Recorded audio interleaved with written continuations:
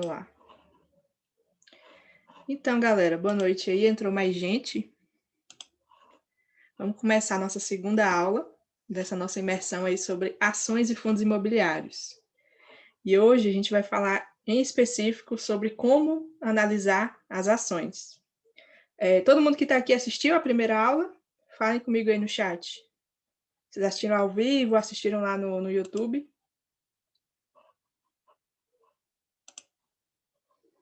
Sim, ao vivo e a cores. A maioria sim, né? Pronto.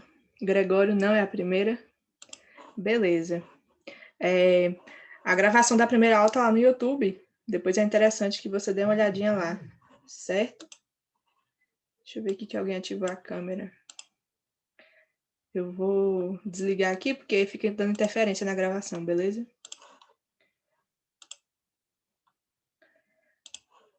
Pronto. Então vamos lá.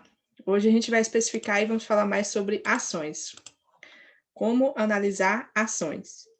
Agora, antes de falar em específico essa parte mais voltada para análise, eu vou fazer algumas classificações aqui para a gente diferenciar alguns tipos de ações que têm alguns conceitos básicos que são interessantes aí para a gente estar sabendo, que tem muito termo no mercado, né? E muita gente aí é iniciante do básico, eu sei que não tem o conhecimento ainda, não sabe diferenciar esses termos.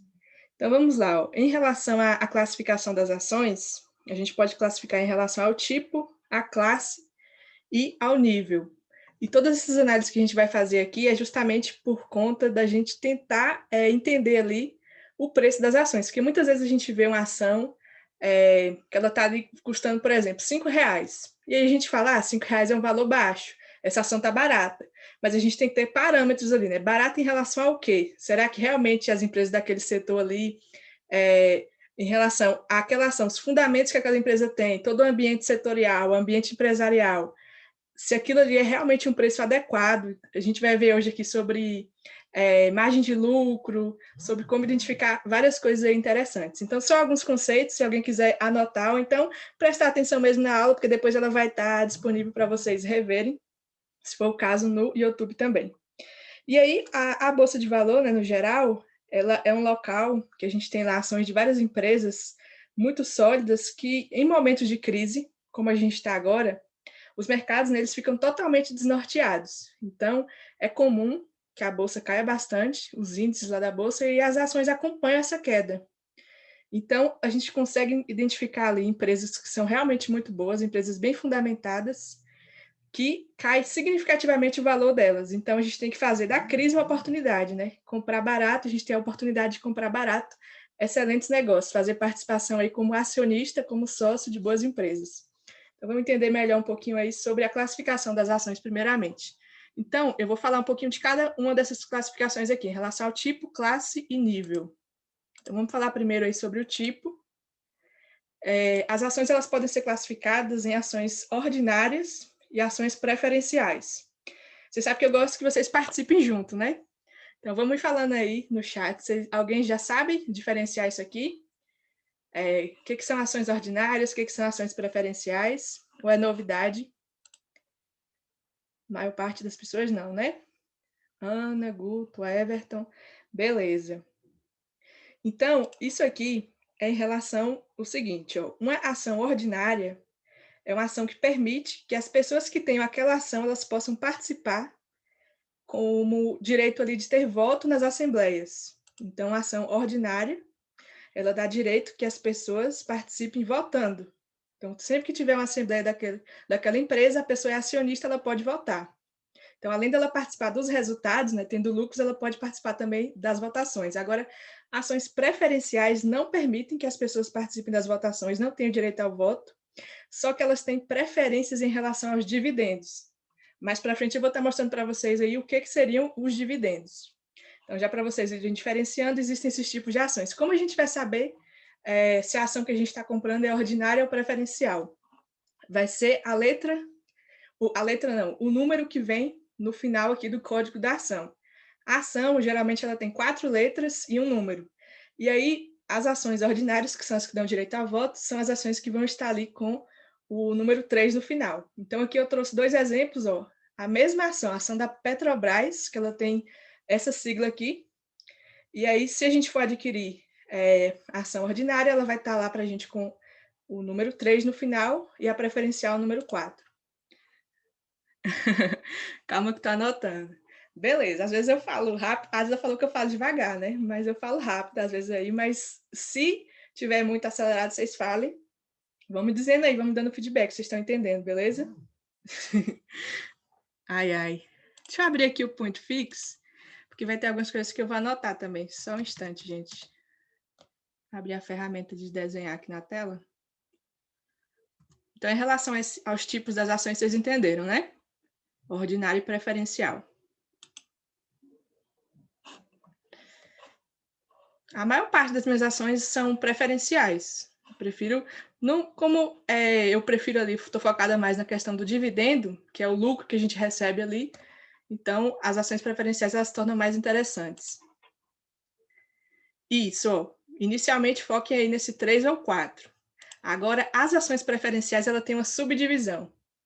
Então, dentro aqui das ações preferenciais, a gente vai ter a classificação das ações agora em relação à sua classe. Então, a gente vai ter preferenciais de classe A, preferenciais de classe B. Existe também classe C, classe D, é porque acabou entrando em desuso. A maior parte das empresas elas estão limitando só a classe A e classe B. Mas o que seria isso? Ó, à medida que a gente for aumentando a letra, a gente vai aumentando o número. Lembra que lá a gente viu que o preferencial são as ações que terminam com 4. Se a empresa não tem uma subdivisão dentro dessas ações preferenciais, é somente o 4. Agora, se ela tiver preferenciais ali de formas diferentes, aí vai aumentando. Ó. À medida que for aumentando ali a classe, vai aumentando o número no final da ação. O que seria isso aqui? Qual é a diferença da preferencial classe A para a preferencial classe B? A classe A ela tem preferência ainda maior em relação aos dividendos. Então, seria o valores diferentes dos dividendos aí.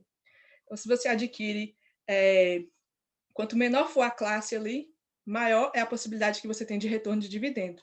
Aí tem diferença no preço dessas ações também. Geralmente, essas ações preferenciais aqui das primeiras classes, elas são mais caras do que as outras, certo? Até então, tudo bem?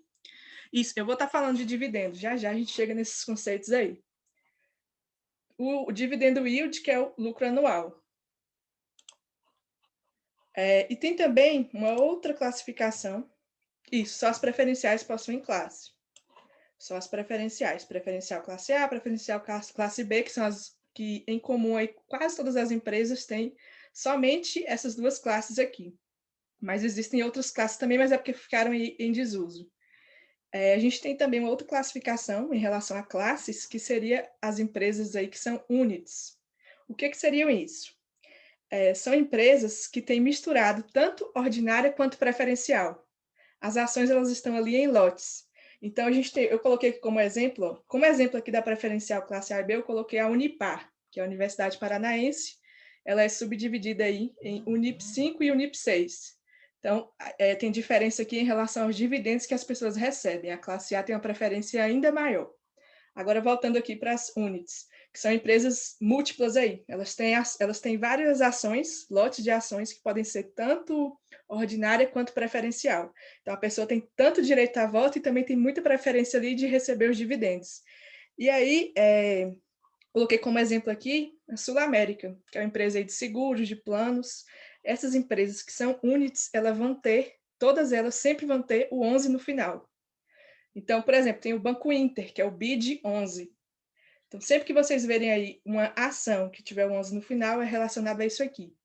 Os fundos imobiliários também têm 11 no final, mas a gente não está falando sobre fundos imobiliários ainda, certo? Fala de hoje sobre ações. Então, a gente falou dessas duas primeiras classificações aí, em relação ao tipo e em relação a classes. Vamos falar de uma outra classificação agora, que é em relação a níveis. O que seria isso aqui? Ó? É em relação ao patrimônio da empresa. Níveis aí é em relação a se a empresa é uma empresa de grande porte, se ela é uma empresa que tem bastante volatilidade ali. Então, vejam só, a gente vai ter a classificação em ações de primeira linha, segunda linha e terceira linha. E elas são conhecidas por esses nomes aqui, ó. Então, ações de primeira linha são conhecidas também como blue chips. Não sei se vocês já ouviram esses nomes, blue chips, mid caps, small caps. Vão falando aí para mim, vão participando. Digam aí. Guto falou que já ouviu. Estou muito por fora, Jesus, não faço ideia. Não, mas é justamente para isso, para vocês começarem a entender, a mergulhar nesse mundo aí das ações, certo? Já ouviu falar? Pronto, mas não sei se vocês sabem. Então vamos lá. Blue chips é um termo que, na verdade, tem nada a ver com o mercado financeiro. É um termo que vem aí do poker, que são aquelas fichas mais valiosas do poker, blue chips. Então, é como se fossem as empresas mais valiosas da bolsa. Então, são as empresas que têm ali uma grande liquidez, um grande porte, são as empresas que têm o maior faturamento, maior patrimônio. Então, a gente tem aí grandes bancos. Eu coloquei aqui como exemplo o YouTube 4. Você já sabe que tem um 4 no final, é uma ação preferencial, né? O 3 é um ordinário, o 4 é preferencial. Só voltando lá aquele conceito que a gente falou inicialmente. Aqui é a ação do Banco Itaú. Então, ela entra nessa categoria aí de ações de primeira linha. E aí, ações de segunda linha, elas seriam intermédio ali. É uma ação também, é uma empresa também que ela tem uma boa qualidade, só que investir nela se torna um risco um pouco maior. Porque assim, ó, essas ações de primeira linha, dificilmente elas mudam muito a cotação delas. O mercado ele pode oscilar bastante ali. Essas empresas elas não acompanham toda a volatilidade do mercado. O mercado pode subir muito ou cair muito, mas elas permanecem ali como se fossem intactas. São empresas mais seguras, as de primeira linha. Agora, as de segunda linha são empresas intermediárias, elas têm um maior risco. Elas oscilam muito no valor. E aí, o que acontece, por exemplo, se o mercado ele cai muito, as primeiras ações que vão cair vão ser as small caps, depois as mid e só depois as blue chips que realmente vão cair. Então, tem ações que quando o mercado cai muito, elas vão reduzir o preço primeiro, vão reduzir mais ali do que outras. Então, é justamente essa ordem aqui ao contrário. As ações blue chips, se o mercado está caindo muito, elas são as que menos caem, menos sofrem alteração ali no valor. Até então, tudo certo? Agora, ações de terceira linha. Valeu, Cristiane. Você explica muito bem. Beleza. Se eu falar alguma coisa que vocês não entendem, vocês me falem aí, tá? Ações de terceira linha, que são aí small caps, que seria o quê? Caps é de capitalização. Então, média, capitalização, e small seria pequena aqui. São empresas ali que elas não têm tanta liquidez, não têm muito patrimônio, elas têm menos quantidade de ações na bolsa, e aí, elas são empresas ali de pequeno porte e elas têm muito risco. O preço varia muito. Então, qualquer oscilação do mercado ali, essas empresas elas são suscetíveis a essa alteração. Pronto, então isso aí seria uma outra classificação das ações. Falamos aí sobre tipos, ordinário e preferencial, as classes, que dentro da preferencial a gente tem algumas que têm mais preferência ainda, né, em receber dividendos, que vai subdividindo classe A, classe B, e aqui nos níveis em relação ao patrimônio da empresa, ao porte da empresa, né? E essa questão aí da liquidez e também de como ela se adapta às mudanças do mercado. Pronto, então vamos seguindo aqui, que a gente tem bastante coisa para falar hoje, tá? Alguns conceitos mais a gente vai estar falando antes de focar na parte da análise. Em relação à remuneração dos acionistas, que eu acho que isso aí pode ser a dúvida de alguém, como a gente faz para ganhar dinheiro com as ações? A gente tem 3 formas de ganhar dinheiro com as ações. Tem a possibilidade de ganhar dinheiro através dos dividendos, do JCP, que é o juros sobre o capital próprio, e tem a possibilidade também de ganhar dinheiro ali com a venda daquela ação. A gente comprou de um valor, ela se valorizou, a gente ganha na venda. Vocês sabem aí o que é o JCP? Vou explicar cada um desses aqui, mas me fala aí se é mais um termo novo, se alguém já ouviu falar, se alguém sabe o que é. Vamos dizendo aí. Não sei JCP. Beleza. Ana Cássia falou, não sei também. Certo, vai saber agora. O dividendo é o lucro que a gente tem ali, uma parte do lucro da empresa. Como seria isso? A empresa ela tem um determinado lucro em um período. E aí, o que ela vai fazer? Ela vai entregar todo aquele lucro para os acionistas? Não. A empresa, eu vou até colocar aqui por escrito para vocês entenderem melhor. Vamos supor um valor qualquer aqui. A empresa teve um lucro de 10 milhões de reais. Vou colocar a sigla M. 10 milhões de reais em determinado período. O que ela vai fazer com esse lucro ali de 10 milhões? ela vai pegar uma parte daquele lucro e vai direcionar para o patrimônio da empresa. E uma outra parte ela vai dividir entre os acionistas. Isso está na regulamentação ali, quando a gente compra a ação, faz parte do estatuto da empresa, ela tem que dividir determinada porcentagem entre os acionistas. E aí, dentro do mercado aí, acionário, mercado de capitais, isso se chama payout. A galera de OB aí, que opera também, né, opções binárias, deve saber que payout lá é um inimigo da gente, porque é um valor abaixo ali do valor total que a gente está ganhando. Aqui nos dividendos também, é um valor abaixo ali do lucro da empresa. Então, se chama payout, a porcentagem que a empresa tem que pegar do lucro que ela teve para dar para os acionistas. E qual seria esse payout? 25% no mínimo. Então, a empresa tem que pegar 25% do seu lucro líquido que ela teve ali ao ano e dividir entre os acionistas dessa empresa. Então, se ela teve ali 10 milhões de reais de lucro em determinado período, eu falei aqui ao ano, né? Ela vai ter que pegar 2,5 milhões e dividir entre os acionistas. Então, isso aí seria o dividendo, aqueles centavinhos que a gente recebe por cada ação. Beleza? Juros sobre o capital próprio. Também é uma forma ali que a empresa ela vai estar pegando o seu lucro e dividindo entre os acionistas. Só que tem uma diferençazinha entre dividendo e juros sobre o capital próprio, que é justamente em relação ao imposto de renda. O que é mais vantajoso para a gente? Para a gente é mais vantajoso receber dividendo, mas para a empresa é mais vantajoso ela distribuir juros sobre capital próprio e não dividendo. No dividendo, o desconto que tem ali para o imposto de renda, ele acontece na empresa. A gente já recebe o valor líquido. Agora, no juros sobre o capital próprio, não. A empresa, ela não, o desconto não é da empresa, o desconto é em cima dos acionistas. Então, a diferença seria só essa. É a mesma questão dos 25% que a empresa tem que pegar e dividir entre os acionistas. Só que nos dividendos, quem assume o imposto de renda é a empresa e no juros sobre o capital próprio, ele já vem descontado para os acionistas. Então, vocês entenderem a diferença? Pois é, os dividendos, no caso da gente, é melhor. Só que o que as empresas fazem? Elas ficam alternando, porque elas têm que conciliar, né? Tanto os interesses ali dela mesma, da empresa, com os interesses dos acionistas. Não seria interessante uma empresa que ela só oferece o JCP? Então, principalmente as empresas bancárias aí. Esses dias mesmo eu recebi. Em um mês eu recebi dividendo, no outro eu recebi o JCP. Então, ela fica alternando para conciliar os interesses econômicos, tanto dela quanto dos acionistas. A maior parte das empresas fazem isso. E o que seria o ganho na venda? Ninguém quer matar a galinha dos ovos. Pois é, né? O ganho na venda é justamente a diferença do preço ali que a gente vai vender a empresa em relação ao preço que a gente comprou.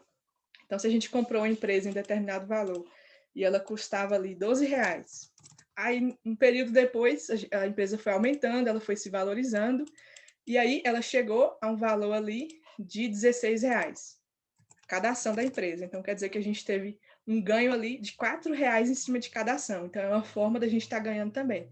A gente pode ganhar com esses dividendos, o juros sobre o capital próprio e também através aí do ganho que a gente pode ter com a valorização do preço daquela ação. E os dividendos e os juros sobre capital próprio variam um pouquinho em relação à frequência que as empresas distribuem isso. Elas têm que distribuir pelo menos uma vez ao ano. Pelo menos uma vez ao ano. Agora, sim, tem empresas que, se estiver passando por algum período conturbado, tipo a crise que está acontecendo agora por causa da pandemia, elas suspendem os dividendos. Então, às vezes, acontece isso de uma empresa não pagar os dividendos, de uma ação não pagar. Tem algumas ações que são tão assíduas ali que elas pagam dividendo mensalmente, ou bimestralmente, trimestralmente, semestralmente, então varia isso aí. E também varia dentro da mesma empresa, pode ter alguns momentos específicos que está mais favorável para ela distribuir de uma forma e em outros ela já tem um intervalo maior. Então, não é algo fixo essa questão da distribuição dos dividendos em relação ao tempo, mas a gente tem ali uma garantia de receber algo ao ano, se tiver tudo ok com as contas, com a parte financeira da empresa. Pronto, então vocês entenderam aí sobre a remuneração? Vamos seguindo aqui. Qualquer coisa vocês falem. Alguns outros conceitos que a gente precisa entender aí, alguns outros termos em relação às ações, são coisas aí bem frequentes que é interessante a gente estar sabendo. Mais uma vez, perceba vocês já ouviram falar sobre isso aqui? Bonificação, subscrição, desdobramento, grupamento, mercado integral, mercado fracionário. Vamos diferenciar isso aí agora. Falem aí. Vocês estão quietinhos hoje. Quando ninguém fala, eu ligo o microfone de Adila.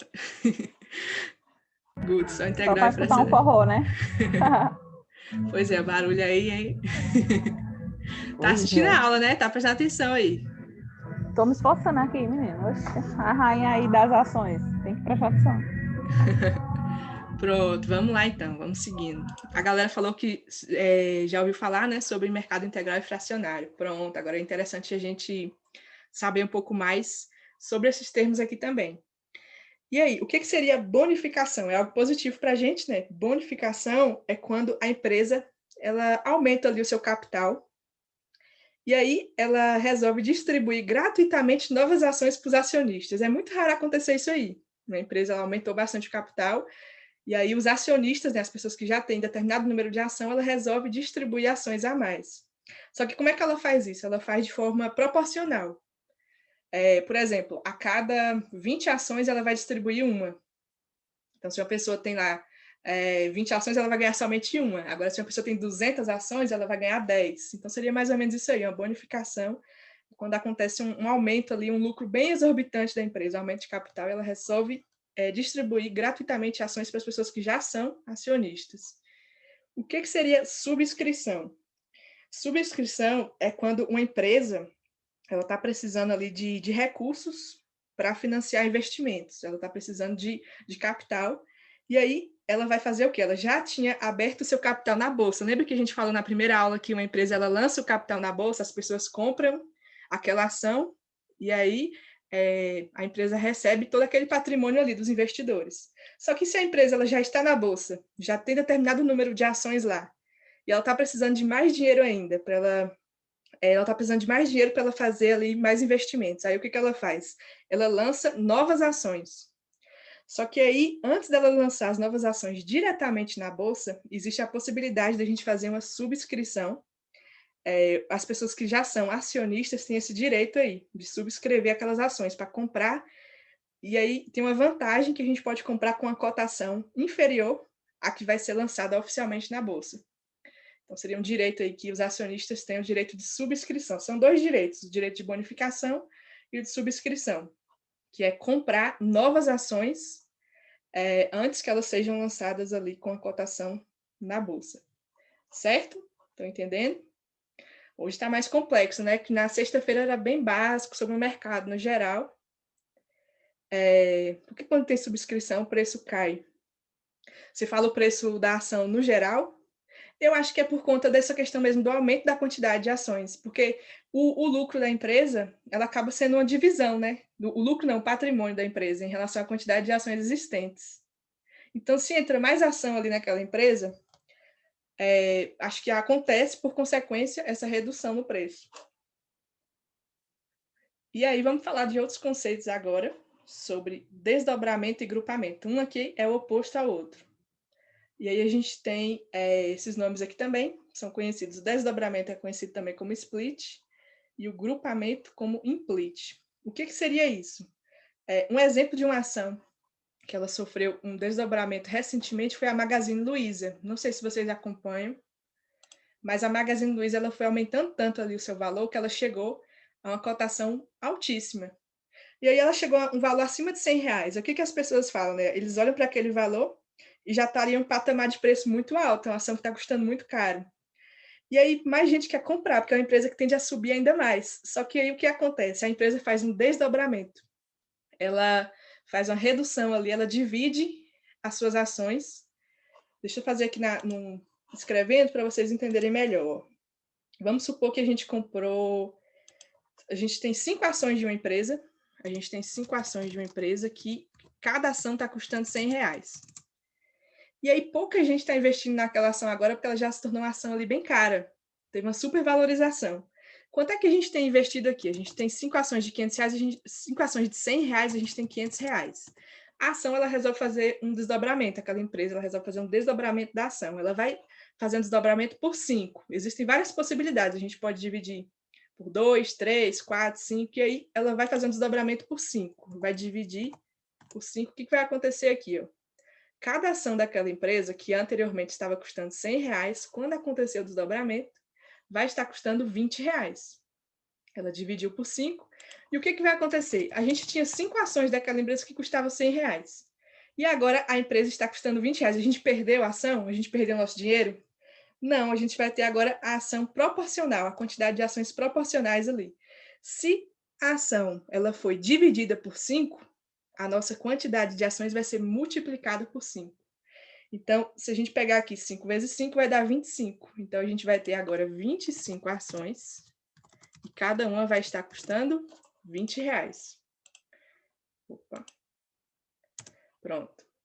Então, se a empresa fez um desdobramento dividindo o valor da ação por um valor, o que a gente vai fazer? Vai multiplicar o número de ações que a gente teve.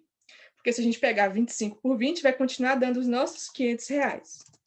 Certo? Então, a Magazine Luiza estava no valor altíssimo. Ela fez um desdobramento, reduziu o valor da sua ação para ser um negócio mais atrativo para novos investidores. Ela continua valendo o mesmo. Por isso que eu falei para vocês, a gente não vai se basear pelo valor que a gente vê ali. Uma ação, tem momentos que a gente vê uma ação de R$ 5, só que aconteceu um desdobramento. Aquela ação, na verdade, o valor real dela é bem acima, bem elevado. Então, tem várias coisas que a gente vai estar analisando para a gente realmente saber ali o preço, se ele está um preço justo, um preço adequado. Mas pronto, esse aí seria o conceito do desdobramento.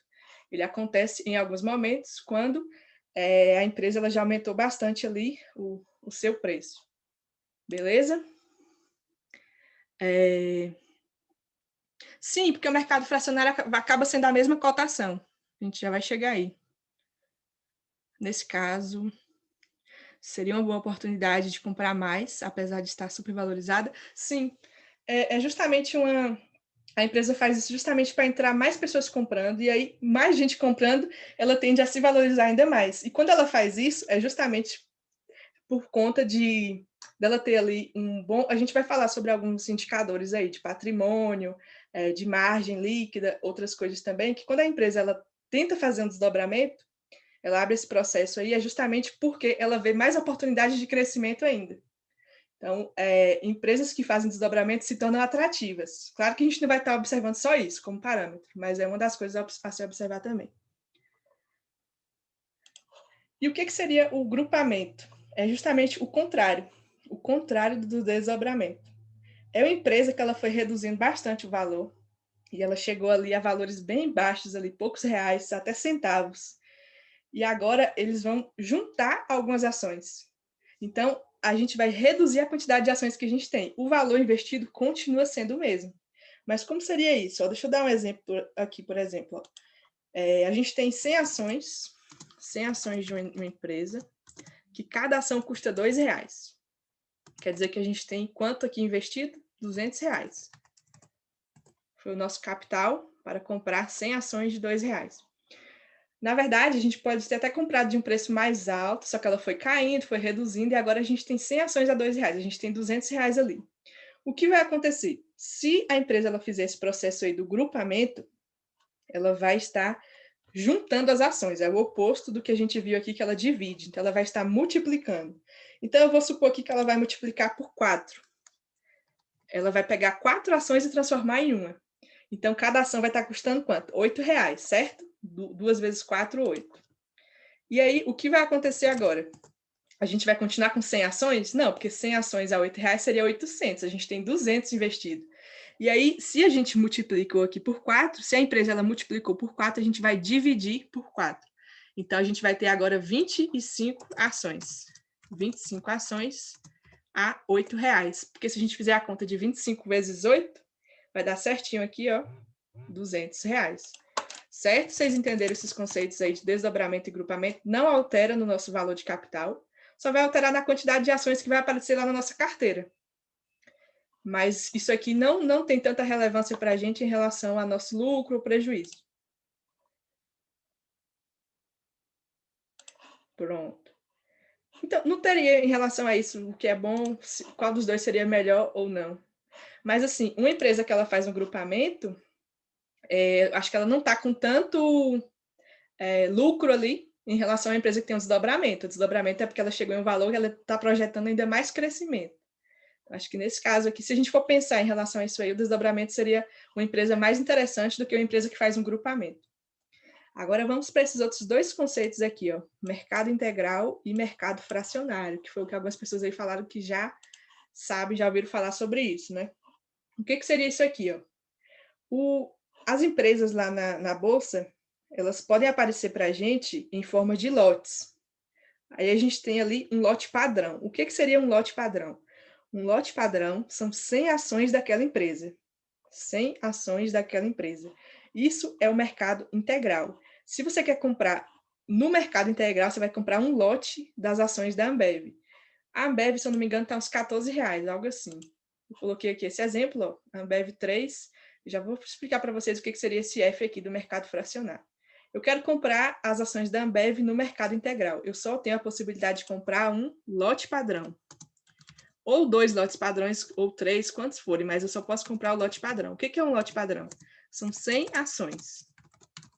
Então, não existe aqui no mercado integral eu comprar 90, eu comprar só uma, eu comprar 5. Eu só posso comprar no mercado integral de 100 em 100 ações.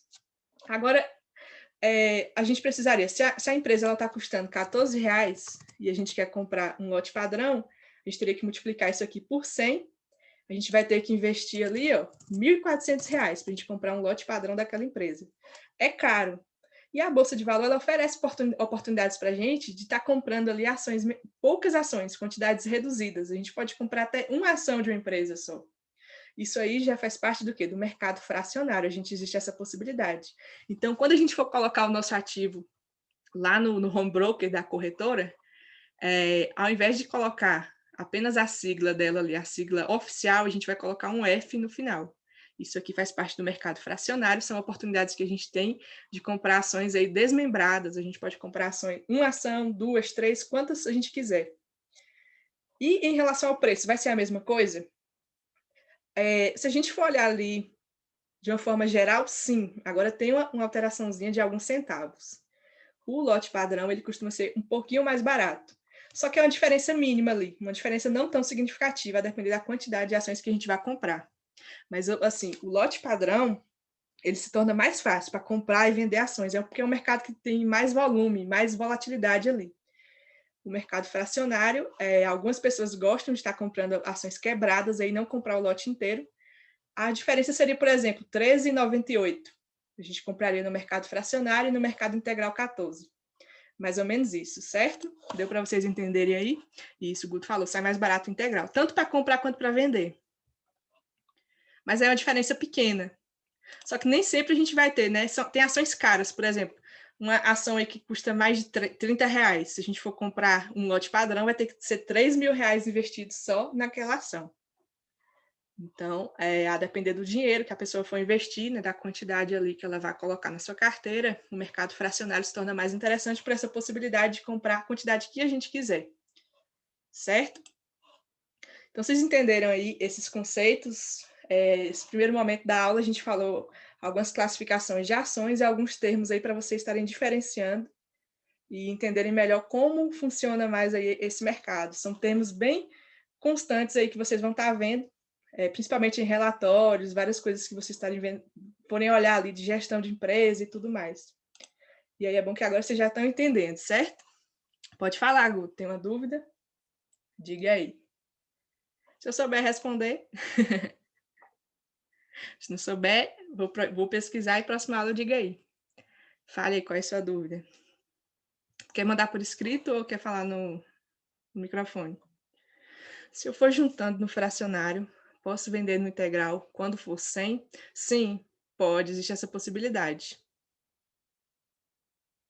Existe essa possibilidade. Beleza. Porque aí você vai estar vendendo um lote, mesmo que você foi comprando aos poucos, né? Foi comprando aos poucos, mas na hora que você for vender, você vai vender o lote padrão. Então, vai ser referente aí ao integral. Pronto, vamos lá. Continuando aqui. Alguns outros conceitos que a gente até falou um pouco sobre isso aqui na primeira aula, mas vamos falar um pouco mais focado aqui. Em relação ao perfil do investidor. Vocês têm que identificar, até porque lá no home broker, né, não sei se vocês já fizeram cadastro, o pessoal que não tinha, teve interesse em fazer lá o cadastro no Inter, já foi liberado? Porque primeiro eles têm que autorizar, né? Depois que tem acesso realmente lá à plataforma. Você tem até que preencher, responder algumas perguntas que eles vão identificar um perfil de vocês, se é um perfil conservador, moderado ou arrojado. Então é interessante que vocês entendam aqui que esse perfil tem a ver com a questão do risco-retorno. Ó, a Jo falou, que bom que é gravado, eu sou lesada, vou ter que rever tudo para entender. Mas tu tá entendendo, tá acompanhando? Vocês estão me acompanhando? Falem aí. Cristiane disse que já fez o perfil, beleza.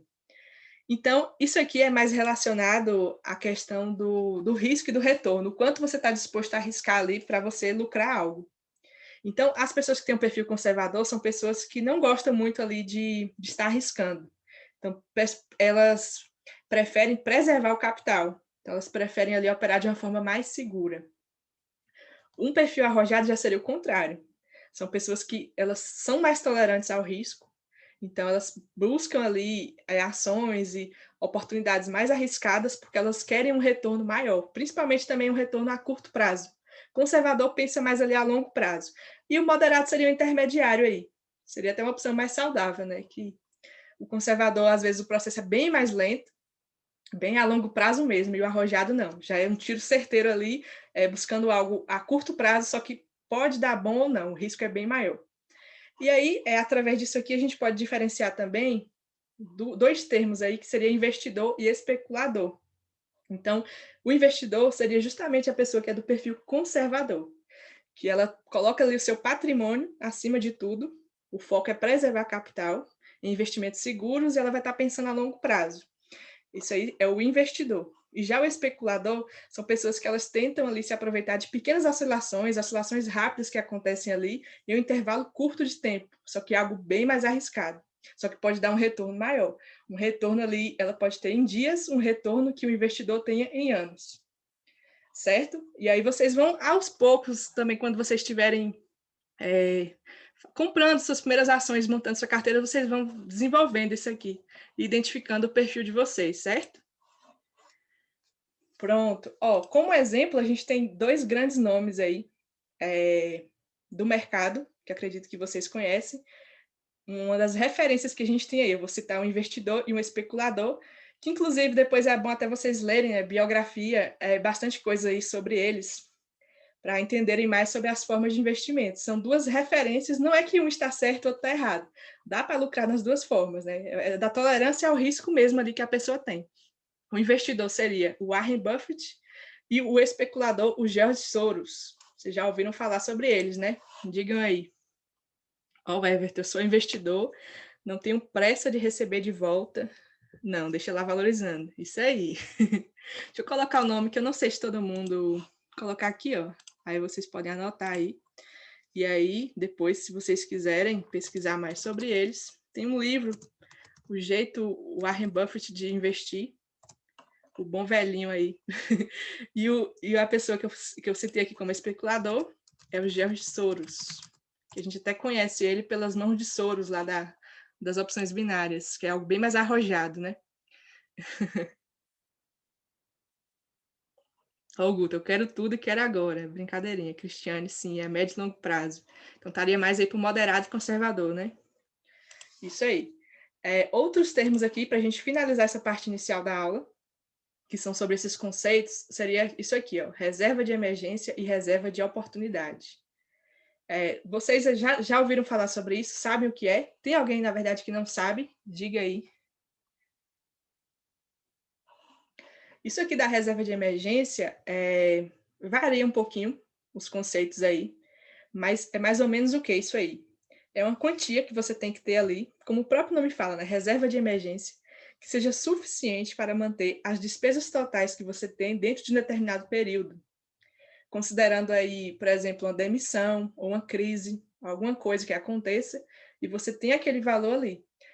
Tem algumas pessoas que consideram que seja um valor que você precisa ter para se sustentar por 6 meses, tem gente que fala de 1 ano até 2 anos, mas isso aí é um pouco variável. Também vai depender de se você quer realmente montar uma para 6 meses, quer montar uma reserva para 1 ano, aí você tem que fazer um cálculo de todos os gastos que você tem, para estar sabendo aí qual seria esse valor adequado. Ó, o Guto falou, estou montando uma para 6 meses. Massa, é muito interessante ter isso aqui.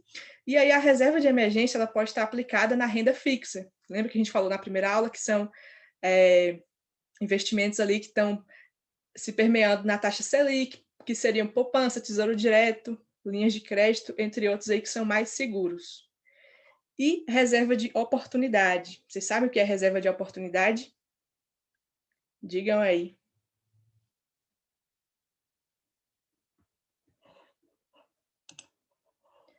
Você sabe que eu espero a resposta de vocês, né?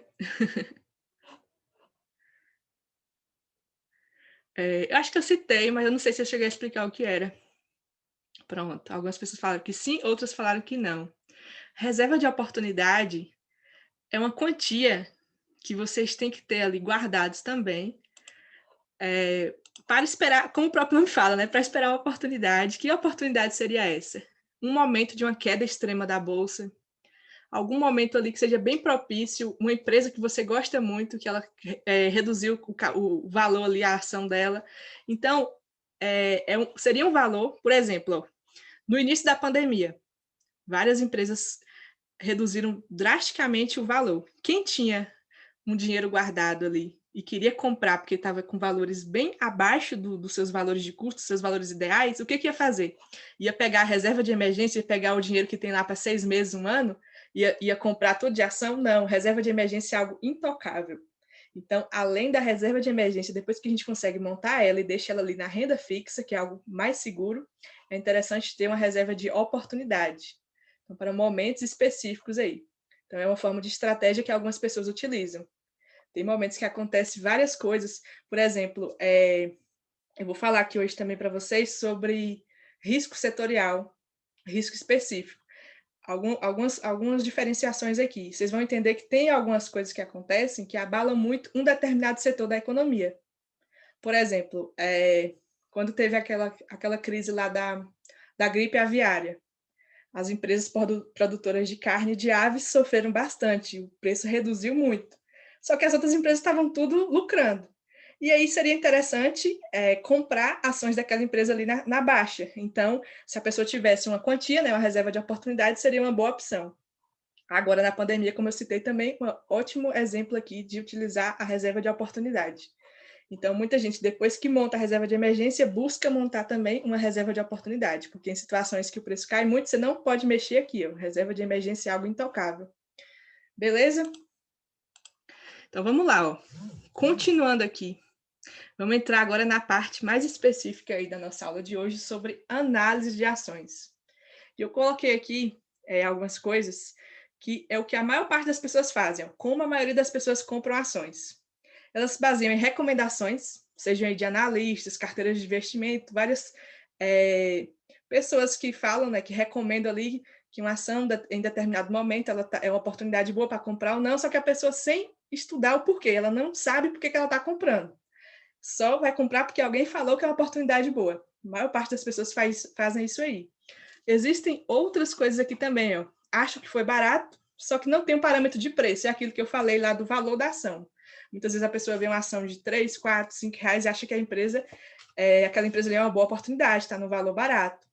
Teve uma pessoa, não sei se ela está na sala, não lembro quem foi, que até citou um exemplo lá de uma empresa, acho que foi a Cogna, que ela está custando 4 e pouco.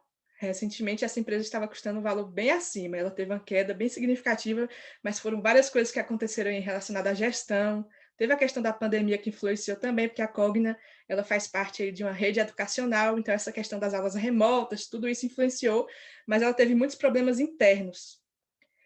Renúncia de presidente, foram várias coisas, eu até citei lá no grupo no dia.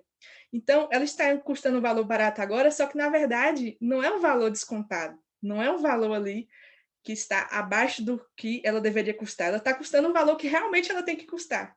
Então, nem sempre porque ela está custando um valor ali que a gente acha que é barato, mas a gente tem que ter um parâmetro, barato em relação ao quê? Entendeu? Então, muita gente olha somente o preço que está ali, mas sem saber o valor realmente. Outra coisa, né? Acho que qualquer notícia ruim fará o mercado cair. É aquilo que eu falei em relação a que a gente estava vendo lá sobre os níveis da empresa, níveis das empresas, sobre aquelas classificações. Nem sempre o mercado caindo, as ações vão estar caindo. nem sempre o mercado subindo, as ações vão estar subindo. Tem algumas ações que elas vão estar acompanhando essa subida, descida do mercado. A gente vai até falar dos índices aqui, eu vou estar falando do índice beta, não sei se vocês já ouviram falar, é um indicador bem interessante justamente para a gente ver a oscilação, a variação que a empresa tem em relação ali à movimentação da bolsa. Então, nem sempre vai acontecer uma notícia ruim para o país. A renúncia do presidente, por exemplo. Não, isso na verdade era uma notícia boa, né? Mas aí o que acontece? A ação vai cair, a ação vai subir, a gente não sabe. Então, a gente tem que estar de olho a várias outras coisas, não pode estar observando somente isso aí, somente esse fato de notícias ruins, notícias boas. Então, vamos lá para essa parte aí de como a gente realmente tem que identificar e analisar uma ação. Então, existem dois tipos de análise aí, que são as mais utilizadas nesse mercado de capitais, que seriam a análise gráfica e técnica e a análise fundamentalista. A gente conhece esses termos aqui lá de outros mercados, né? Opções binárias, Forex, mini índice, mini dólar, que a gente utiliza análise gráfica e técnica e análise fundamentalista. Só que aqui no mercado acionário tem um pouquinho de diferenças. Mas vamos lá. A análise gráfica e técnica é bem parecida. A análise gráfica e técnica é bem parecida com o que a gente utiliza lá, só que a gente vai estar buscando gráficos em períodos de tempos maiores. A gente vai estar tentando observar ali figuras no gráfico, alguns comportamentos ali que indicam reversão. Então, é bem mais interessante estar observando, por exemplo, ombro, cabeça, ombro, triângulo, canais, bandeira, flâmula. Mas eu não vou focar nisso aqui. Até porque tem algumas pessoas também que acho que não sabem sobre esses outros mercados de gráfico. Tem uma galera aqui que é bem iniciante mesmo, que o foco mais é em ações e que não estão vindo de outros mercados. E aí, vamos focar nessa parte da análise fundamentalista, que são alguns indicadores, algumas coisas que a gente vai estar vendo ali, que são mais interessantes para a gente no momento e mais fácil também. Na verdade, é fácil quando a gente entende. Quando a gente entende ali realmente o que é aquilo ali, ela se torna fácil. Mas de início, quando eu mostrar aqui para vocês como pode ser o primeiro contato da maioria aqui, vocês vão até ter um receio assim, de início, vão assustar, porque tem umas fórmulas, tem umas siglas aí, mas é tranquilo, viu? Pode ser até que de primeiro momento assim vocês não entendam tudo. Na verdade, entender eu quero que vocês entendem. Eu só vou passar para o próximo quando vocês falarem que entendeu. Mas pode ser que não absorvam, né? É muita informação. Muita informação. Então, vamos lá. Dentro da análise fundamentalista, que é o foco da gente, a gente não vai falar da análise gráfica e técnica, vamos falar da fundamentalista. A gente tem duas subdivisões. Tem como a gente analisar aí os fundamentos da empresa em relação a isso aqui, ó. Análise financeira e a análise quantitativa. Alguém aí já estudou sobre análise fundamentalista das ações? Acho que o Guto e deixa eu ver se ela está aqui, a Nara, né? Vocês estão estudando já algumas coisas. Digam aí para mim. Bem iniciozinho, estou estudando. Pronto, o restante eu não sei. Tem algumas pessoas aí que eu não conheço. Mas vamos lá. Eu vou falar sobre essas duas aqui. Vamos falar primeiramente da análise financeira. Certo? Ainda não? Beleza, a Natália falou ainda não. Então, o que seria aí a análise financeira? A quantitativa são mais as fórmulas, a gente vai deixar isso aí para o final. Até matemática a gente sabe que envolve também, né, no mercado financeiro, algumas coisas aí. Então, a gente vai falar sobre essa análise quantitativa hoje também. A análise financeira, primeiramente, o que seria isso? A gente precisa saber qual é o ambiente ali, a ambientação do setor daquela empresa e também a ambientação da empresa. Então, vamos falar primeiramente aqui do setor. O que seria isso? A análise financeira de uma empresa em relação ao seu setor. A gente tem que saber se o setor que ela está enquadrado ali é um setor já maduro, ou que ele está se mantendo, ou é um setor que ele está em declínio ou em forte expansão. Como seria isso? Eu vou dar um exemplo para vocês. Por exemplo, se a gente pegar aí as empresas de cigarro, o que vocês acham das empresas de cigarro, desse setor aí de fumo, cigarro? Seria um setor que ele está se mantendo ou um setor que está em declínio? Porque, assim, a gente sabe que tem várias campanhas incentivando que as pessoas não fumem. Então, seria um setor que ele já não tem mais o que evoluir. e que cada vez mais ele está diminuindo ali a quantidade, né, de pessoas que estão adquirindo aqueles produtos.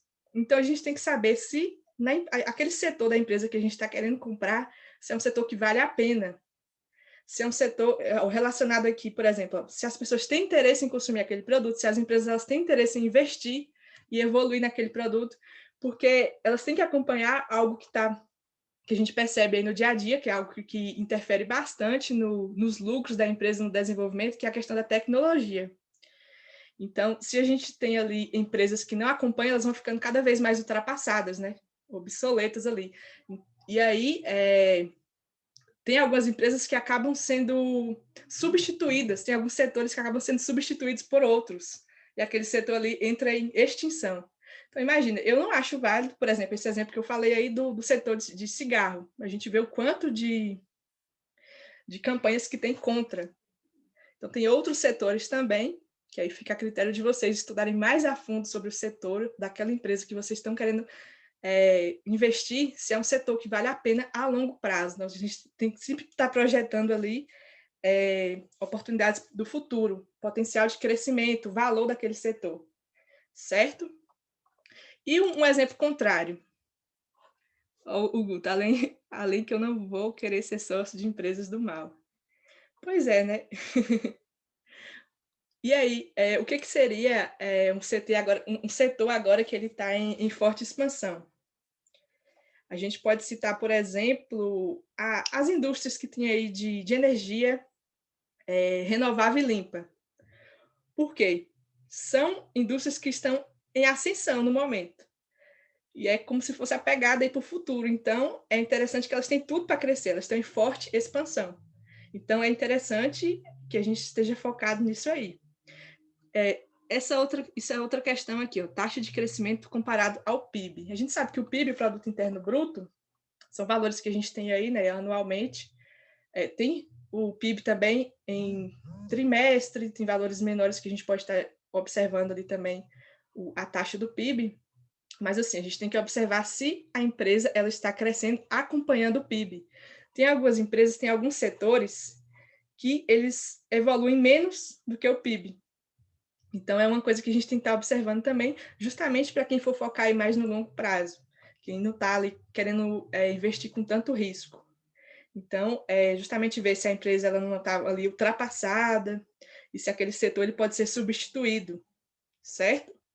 Se pode ser afetado ou até mesmo extinto. Então, isso aí é uma forma da gente estar analisando o ambiente daquele setor, daquela empresa que a gente está tentando ali investir, certo? Vocês estão rindo aí, né? Foi o Guto que falou que ele não quer ser sócio de empresas do mal. Pronto, tem que ser as empresas que têm ali as melhores. A gente observa até saber o que é aquela questão de visão, outras coisas também ali que a empresa pode estar colocando para a gente. Então vamos lá. Ó. Uma outra coisa aí que a gente pode estar analisando nessa parte da análise financeira é o ambiente empresarial. Como é que é a logística daquela empresa? Quais são os parceiros estratégicos? Se aquela empresa ela está se adaptando às mudanças do mercado, se é uma empresa que motiva seus empregados, motiva seus clientes, porque tudo isso aí vai servir como parâmetro também para a gente poder estar avaliando o potencial de crescimento que aquela empresa tem, certo? Se o ambiente daquela empresa ali, se as pessoas estão satisfeitas em trabalhar e em comprar daquela empresa, tudo isso aí vai ser favorável para a projeção dos lucros futuros, certo? Então, são coisas que a gente tem que estar lendo. Isso aí, como é que a gente faz para saber isso aí? É realmente conhecer a empresa a fundo, ler os relatórios, ler toda a gestão da empresa. Então, lembra que eu falei desde o início, né, que é um pouco complexo, é muita coisa que a gente tem que estudar, mas a gente tem que... Se a gente vai comprar uma ação, é porque a gente quer ser acionista daquela empresa. Então, não vai ser qualquer empresa.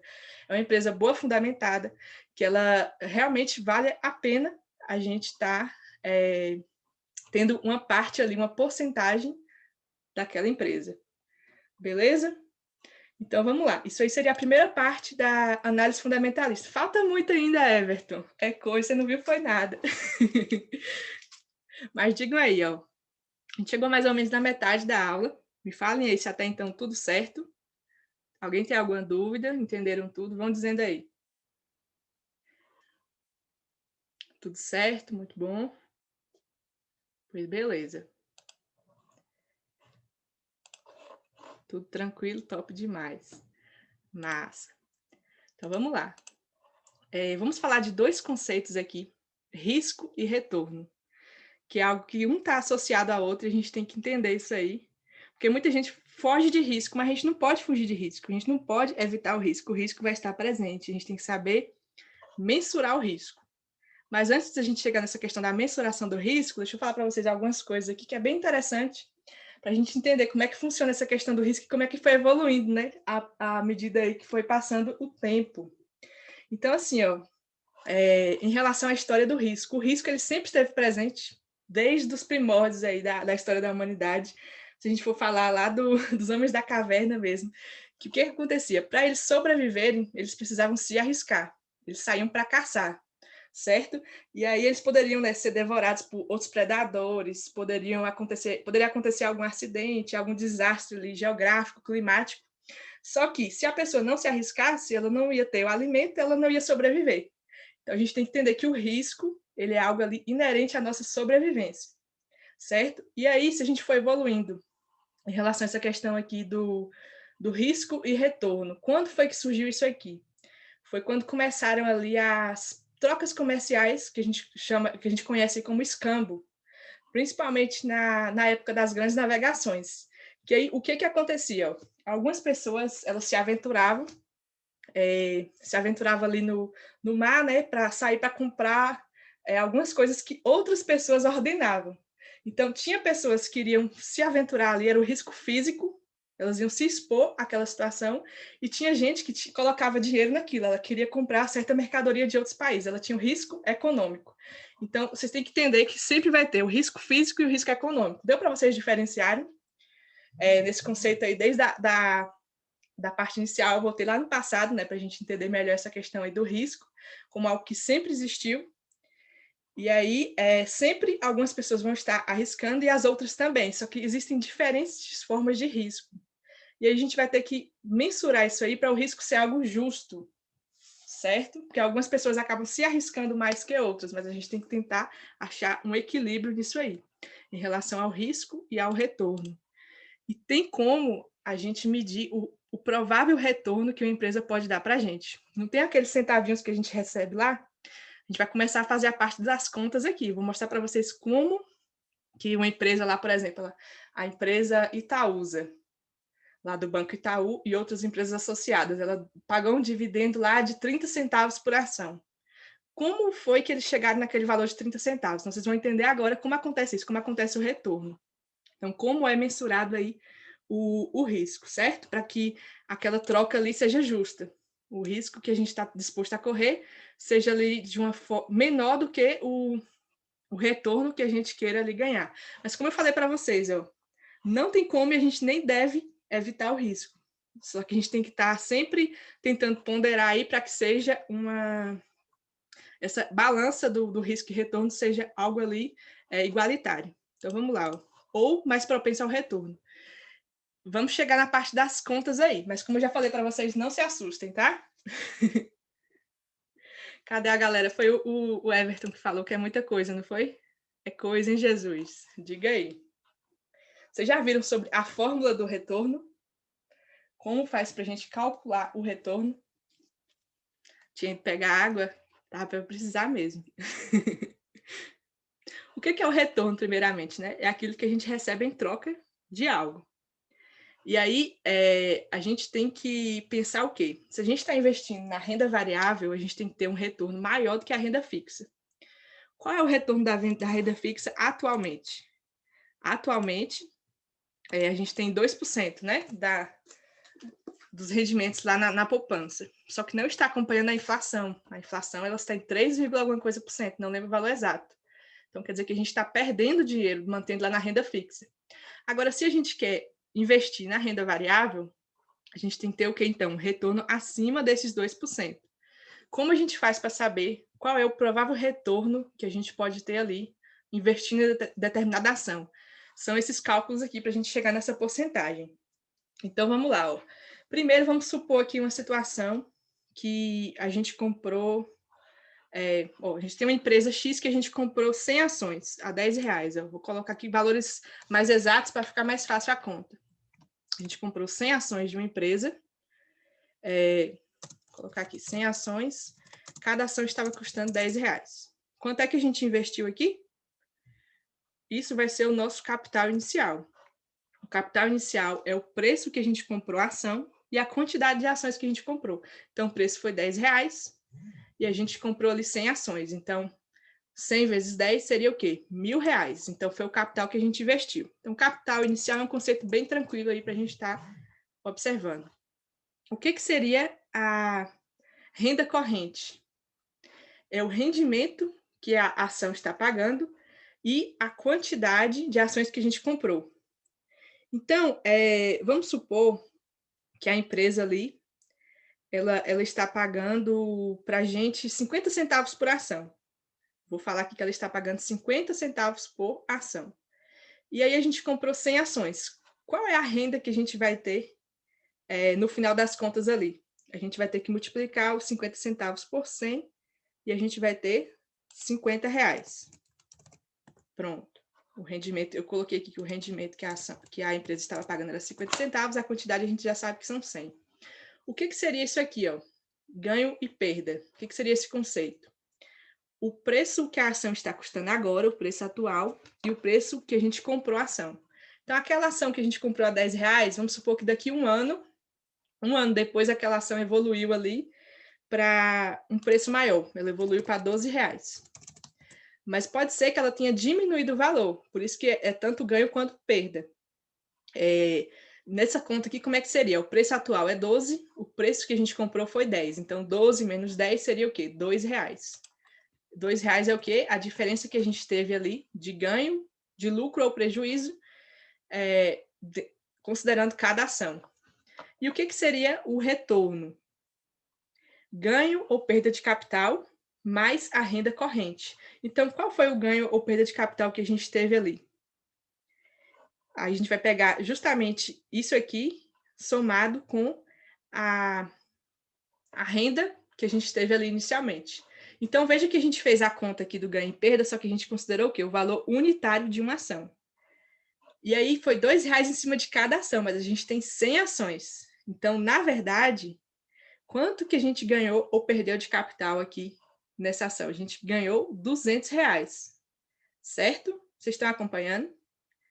A gente tem 100 ações. A cada uma ação a gente ganhou R$2, porque ela saiu de 10 e foi para 12. Então, se a gente tem 100 ações, a gente ganhou aqui R$200. R$200. E qual foi a renda que a gente teve, que foi os dividendos aqui, ó, que a empresa pagou? Ela estava pagando 50 centavos por ação. E como a gente tem 100 ações, a gente ganhou 50. Então, nessa fórmula aqui do retorno, quanto a gente ganhou nesse período aqui de um ano? A gente ganhou R$200 em cima da valorização daquela ação e ganhou R$50 em cima dos dividendos. Lembra que a gente tem essas formas de ganhar? Tanto com os dividendos e os juros sobre capital e também com a valorização. Quanto a gente ganhou aqui? 250. Ganhamos R$250, foi o retorno que a gente teve ali. Agora, qual é essa porcentagem aqui? R$250 é quantos por cento? Aí é justamente a fórmula do retorno, que é o que a gente vai chegar agora, porque a gente tinha que entender antecipadamente esses conceitos aqui. A fórmula do retorno é o retorno que a gente teve, o que a gente teve ali somado com a valorização que a gente ganhou e os dividendos que a ação pagou, sobre o capital inicial que a gente investiu, que era R$1.000. Então, quer dizer que a gente ganhou R$250 e o capital que a gente investiu foi 1.000. Então, se a gente for ver isso aqui, ó, vai dar o quê? Vai dar 0,25 essa conta. E 0,25 nada mais é do que 25%. Então, o nosso retorno nesse investimento aqui, que a gente tinha 100 ações que custavam R$10, e essas 100 ações, um ano depois, passaram a custar R$12, e nesse período de um ano ela rendeu R$50 para a gente teve aqui 25% de volta do que a gente investiu. A gente terminou aqui com 1.250. Então, foi um retorno bem superior àquele retorno que a gente teria lá na poupança. Certo? Deu para vocês entenderem como é que a gente calcula o retorno, a porcentagem de retorno? Digam aí. Guto, sim. Cristiane, sim. Nara também. Beleza. Então, assim, ó, simplificando aqui, ó, o que é o retorno, né? O lucro em cima da valorização, a mudança do preço que a ação teve e os dividendos ali, que ela lucrou naquele período. Sobre, dividido, né, o capital inicial que a gente investiu. Então, aí a gente tem a porcentagem. Pronto. Então, vamos lá. Vamos para o primeiro índice que a gente vai estudar aí, que eu até já citei ele, que é o índice beta. O que seria esse índice beta? Alguém aí já conhece esse índice? Digam aí para mim. É o índice que mede a volatilidade, a variação ali do preço. Guto falou que não conhece. Pronto. Pois vamos falar sobre ele aí. Estava olhando hoje, mas não aprofundei. Pronto. Então a hora é agora. Agora sim, ó, eu vou estar falando de alguns índices aqui para vocês, só que não tem como aprofundar neles não, porque senão ia ser umas 2 horas de aula para cada índice. Eu vou falar mais ou menos o que ele calcula, o que a gente tem que estar observando, e aí se vocês acharem que é algo relevante, que vai fazer a diferença na forma de analisar as ações, aí vocês vão procurar saber mais, que é aquilo, né? Eu vou estar passando para vocês o conteúdo, dando um direcionamento do que vocês precisam saber, o que vocês precisam estudar. Não é só esse conteúdo aqui não, viu? É bem mais além. Eu estou estudando ainda, não sei, não cheguei nem a 10%. Vamos lá. Então, esse índice beta, ele vai medir a volatilidade do preço. Então, é a sensibilidade que uma ação vai ter em relação à variação da bolsa. Lembra que eu falei para vocês lá quando a gente viu sobre a classificação das ações relacionadas aos níveis? Ações de primeiro nível, segundo e terceiro, que eu falei que tem algumas ações que elas não sofrem tanta variação. Agora já tem umas ações que basta a bolsa dar uma subida ali ou uma caída drástica que a ação também acompanha aquela movimentação. Então, a gente tem um índice que consegue medir isso aí. Então, antes da gente comprar a ação, a gente já sabe isso. Então, vejam como esse índice é bem interessante, ele é um dos mais utilizados. E aí eu vou mostrar para vocês como é que a gente faz essa classificação aqui. E não se preocupe que não tem nem fórmula. É uma fórmula bem complexa que a gente não precisa estar calculando isso. Por quê? Porque se a gente for colocar no Google, a gente consegue facilmente identificar o índice beta de cada ação. Então, só vou explicar para vocês aqui o conceito, como vocês vão estar avaliando aqui o índice, se ele está menor, maior, igual a 1, ou também pode estar negativo, mas não precisem se preocupar em tentar achar o índice da ação. Isso aí já vem pronto, certo? Então, vamos lá. O que seria isso aqui? Ó? Eu separei algumas ações aqui. Camil, que é uma empresa do setor alimentício, tem a Vivo, para vocês irem conhecendo também algumas siglas aqui, tá? Tem a CEMIG, que é a Companhia Elétrica de Minas Gerais, tem a Magazine Luiza, tem a Rente, Localiza, tem a Azul, linhas aéreas. Então, vocês estão vendo que tem aqui o índice beta. E a gente tem essa classificação. Ó. O beta ele é considerado defensivo quando ele é menor que 1. O que seria isso aí do beta defensivo? Vocês sabem, na verdade vocês falam que não sabem, né, sobre isso aqui. Tô comendo amendoim perplexo, tentando assimilar tanta coisa. Pois é, né? E aí, deixa eu só mostrar para vocês aqui onde é que a gente acha essa informação. Aí eu já falo para vocês ali sobre essa classificação, ó. Aqui no Investing, que é um site conhecido, né, da maior parte das pessoas, Investing. Tem uma subdivisão aqui do Investing que mostra pra gente o quê, ó? As ações. Alguém já entrou aqui? Já teve a curiosidade de observar aqui essa parte do Investing? Falem aí para mim. Deixa eu ver aqui. Não? Rafael, sim. Cristiane, não. Pronto, ó. Vocês entrando, vai ter uma lista de várias ações. Deixa eu clicar aqui na parte inicial, ó. Tinha deixado no jeito aqui já, porque estava travando, mas acho que agora vai. Vejam só. Vocês já sabem diferenciar o que é o ON e o que é o PN, hein? Quero saber, depois dessas aulas todas, se vocês vão estar craque já aí em ações, vão ser os próprios analistas falando tudo e repassando conteúdo para mais gente aí. Então, tem várias ações aqui, certo? Eu vou abrir a Azul, que ela já estava aqui, e aí a gente vai ter algumas informações. Ó. Assim que a gente abre, a gente tem aqui o preço da ação, a variação que ela teve, ó, hoje ela subiu bastante, subiu 18%, ó. Ela estava custando 25, 26 alguma coisa, e aumentou 4,78. Só hoje a bolsa subiu bastante. E aí o que acontece? Se a gente for descendo mais aqui, tem a parte do gráfico, a gente pode estar mudando aqui, ó, para candles, que são as velas, né? A gente pode estar analisando aqui em períodos maiores também, mas eu falei para vocês que a análise gráfica não é tanto o nosso foco, a gente vai estar falando desses índices aqui, ó. E aí a gente tem aqui, ó, o beta. Então, qualquer ação daquelas ali, a gente pode estar observando aqui o índice beta dela, tá? Não precisem se preocupar em calcular isso aí. E aí, vamos saber agora o que é interessante aqui para a gente, ó. O beta da Azul está em 1,61. Então, ele está maior que 1. Cadê? Está maior que 1. É um beta aí agressivo. O que seria isso? Essa ação que ela tem um beta maior que 1, como o próprio nome já fala, né, agressivo, ela se movimenta bastante ali, mais até mesmo do que a bolsa. Então, vocês viram o tanto que a Azul subiu hoje? A bolsa hoje se movimentou com alta grande, só que foi uma alta, acho que de 2% a 3%. E a Azul subiu 18%. Então, já fica até um exemplo prático aqui para vocês verem. Ó. É uma ação que oscila muito, oscila bastante. Então, o beta dela é alto, 1,61. Então, todas as ações que vocês forem... Sempre que você for comprar uma ação, é interessante estar observando o índice beta. Então, a Azul é uma empresa bem susceptível, bem sensível em relação a essa variação da bolsa. Se o Ibovespa ele subiu ali 2%, ela subiu 18%. Imagina se ele cai 3%, ela cai uns 20%. E já aconteceu. Ela teve uma desvalorização bem grande na época da pandemia. Beleza? E o que seria o beta defensivo? O beta defensivo menor que 1 são ações que elas não têm tanta variação. A bolsa pode subir bastante ali, mas elas têm movimentações pequenas de oscilação.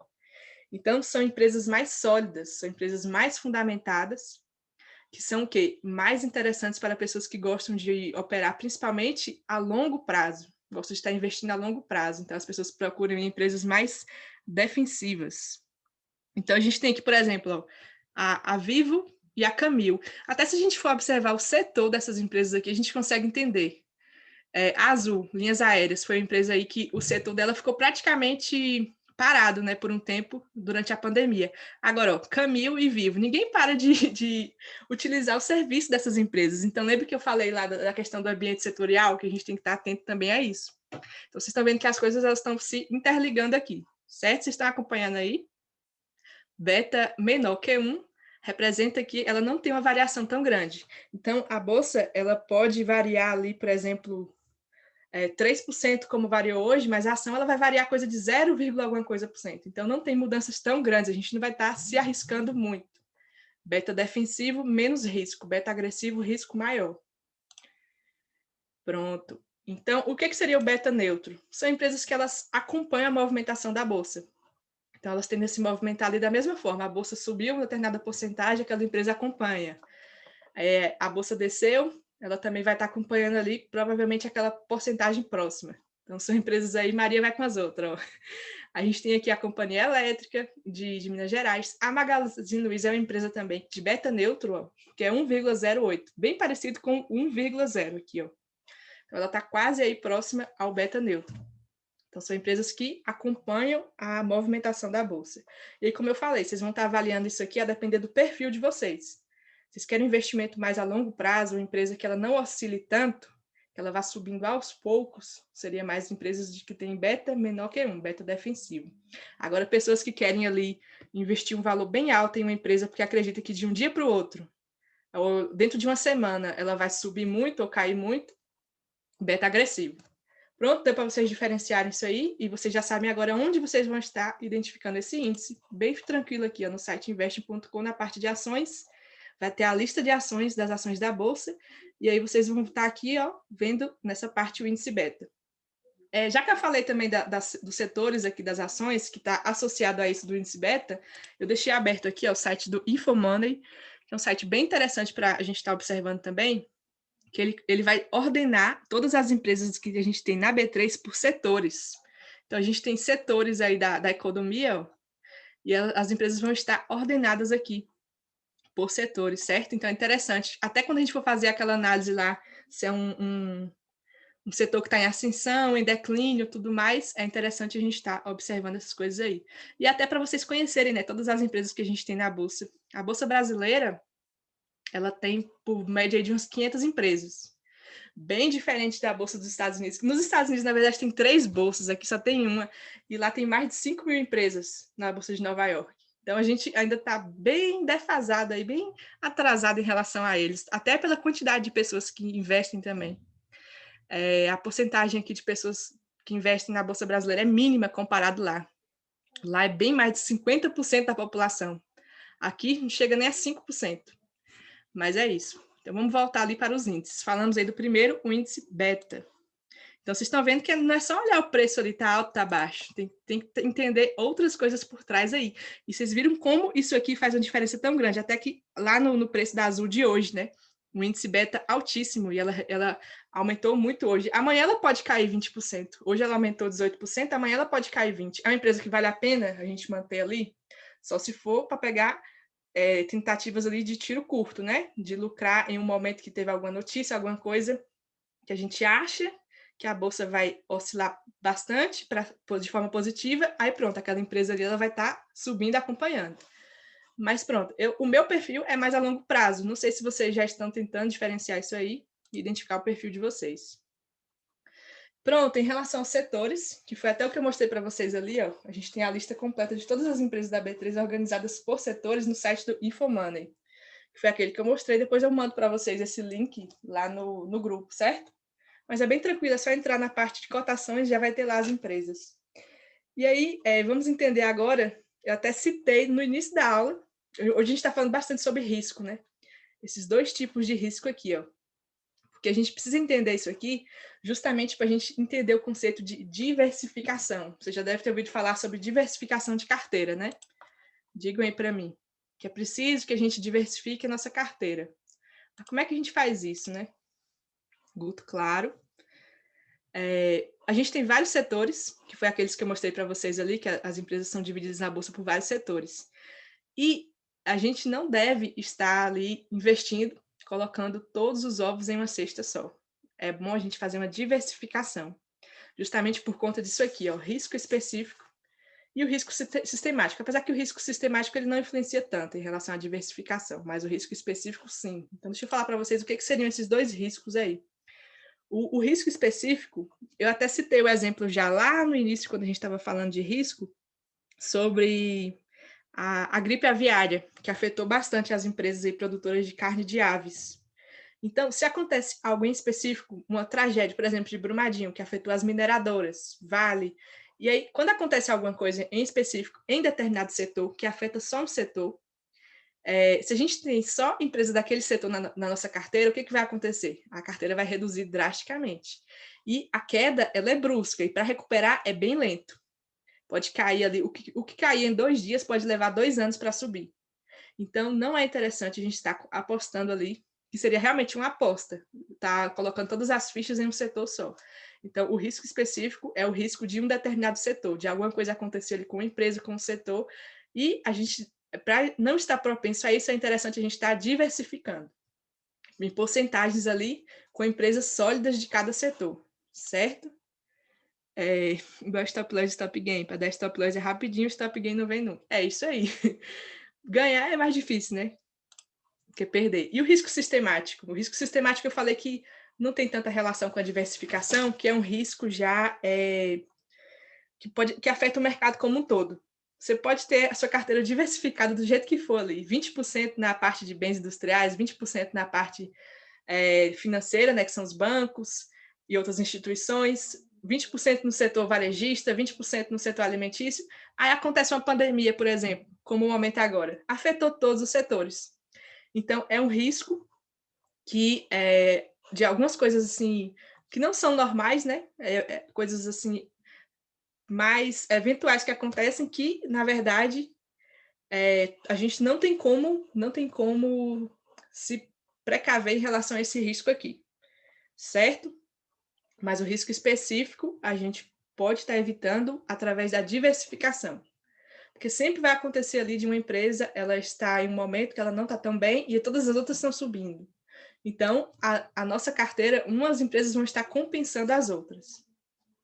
Pronto, então, seguindo aqui, chegamos agora na parte da análise quantitativa. Lembra que inicialmente a gente falou de alguns conceitos mais voltados para a parte de gestão, que era a análise financeira, que a gente falou aí do quê? Do setor, do ambiente da empresa. Então, a gente terminou essa parte dos setores e tudo mais, vamos para a parte de análise quantitativa. Alguns de vocês aí já devem ter visto essas siglas aqui, ó. DY, LPA, PL. Não coloquei todas aqui. Aqui são alguns dos indicadores fundamentalistas que a gente pode estar analisando. Tem bem mais coisa além do que isso aqui. Mas esses aqui seriam os mais importantes, os mais utilizados. Eu vou estar mostrando para vocês como a gente consegue estar analisando uma empresa em relação a cada coisa dessa aqui. Então, agora, acho que vocês já estão mudando um pouquinho, abrindo mais a mente de vocês, que é muita coisa que a gente tem que analisar, né? Para a gente realmente saber que aquela empresa ali é boa, se está em um preço bom ou não. Certo? 18 pessoas aí ainda, a mesma galera que estava no início. Acho que não saiu ninguém, não. A galera está interessada mesmo. Então, vamos lá, para a parte final da nossa aula da análise quantitativa. Certo? O primeiro aqui, eu vou estar falando de cada um deles em específico. Os que vão ficar ricos. Não, mas ó, lá no grupo tem o quê? Tem 190 pessoas, 180 e poucos. Aqui tem 18, é aquilo dos 10%, né? Em todas as áreas, sempre. Só 10% realmente está disposto a pagar o preço. É realmente isso aí, a gente vê em todas as situações. Então, vamos lá. Primeiramente, essa taxa ali, ó, do dividendo. O que seria isso aqui? A gente vai analisar isso aqui, vai chegar a um determinado valor, que quanto maior for aquele valor, melhor para a empresa. Tem como a gente achar isso aqui também através lá do Google. Tem vários sites que a gente pode achar todos esses valores aqui, ó. Então, não se preocupem, eu vou mostrar para vocês o que seria cada um deles. Vou mostrar como é que a gente faz para calcular também, mas não se preocupem que vocês podem estar vendo isso aqui, só entendendo o fundamento realmente, o porquê que ele é interessante e pegando um relatório completo ali da empresa, só para você avaliar. Você pega uma empresa do mesmo setor, por exemplo, a Vivo e a TIM, você quer investir ali na empresa do ramo de telefonia. E aí você vai ver todos os índices aqui, todos os números da análise quantitativa da Vivo e da TIM e vão fazer o comparativo, qual das duas é melhor, qual das duas vale a pena. Entendeu? Você pega, por exemplo, a BBDC, que é o Bradesco, e o Itube, que é o Itaú. Aí vocês vão analisar os índices de uma e da outra para ver qual seria a melhor. Então, é mais ou menos isso aí que a análise quantitativa faz. Lembra que a gente tem que ter uma base, tem que ter um parâmetro. A gente vai estar analisando uma empresa solta.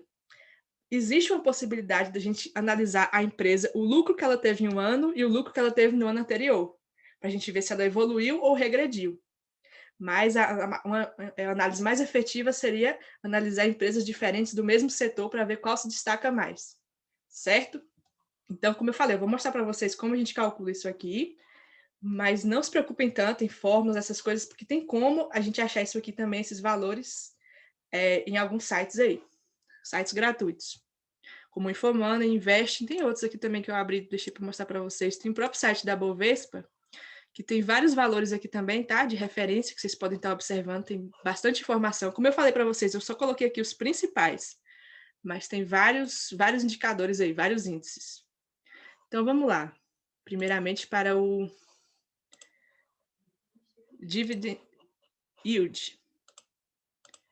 O que seria isso aqui, ó? A gente vai ter que fazer... Eu vou fazer a conta aqui, vou até pegar um exemplo real aqui do Bradesco, que ele está aberto, para mostrar para vocês como a gente consegue identificar isso aqui. Então, vamos lá, ó. Vamos ter que identificar o lucro líquido que a empresa teve em um determinado ano. Lembra que eu falei do payout? Que a empresa ela vai pegar todo o lucro que ela teve e vai distribuir para os acionistas? Não.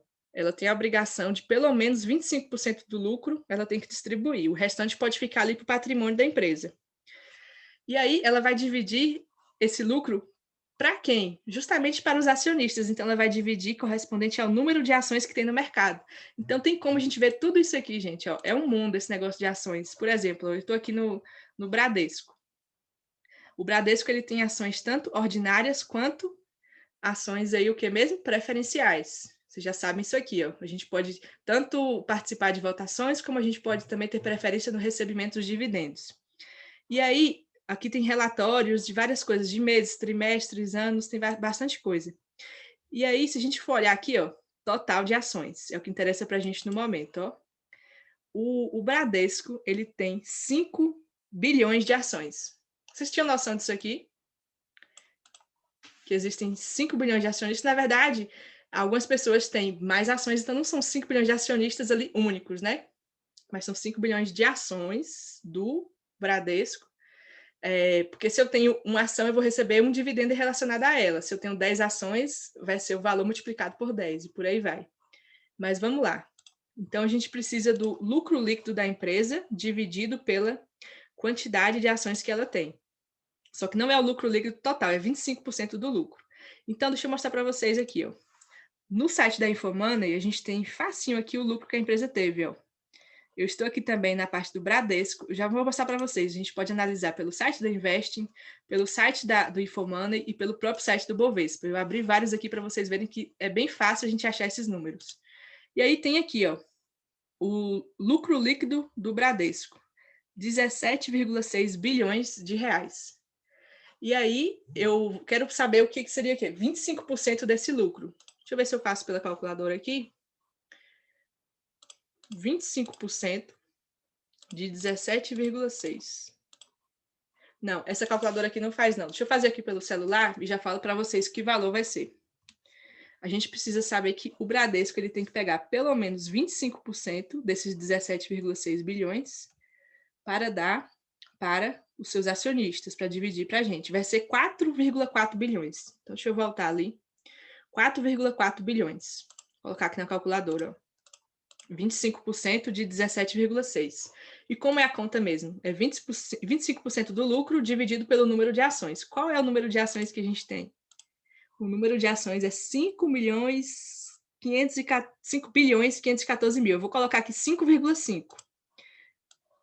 Eu estou aqui com 4,4 bilhões, que foi o 25% do lucro, dividido por aproximadamente aqui 5,5 bilhões. Olha o valor que vai estar aqui, 0,8.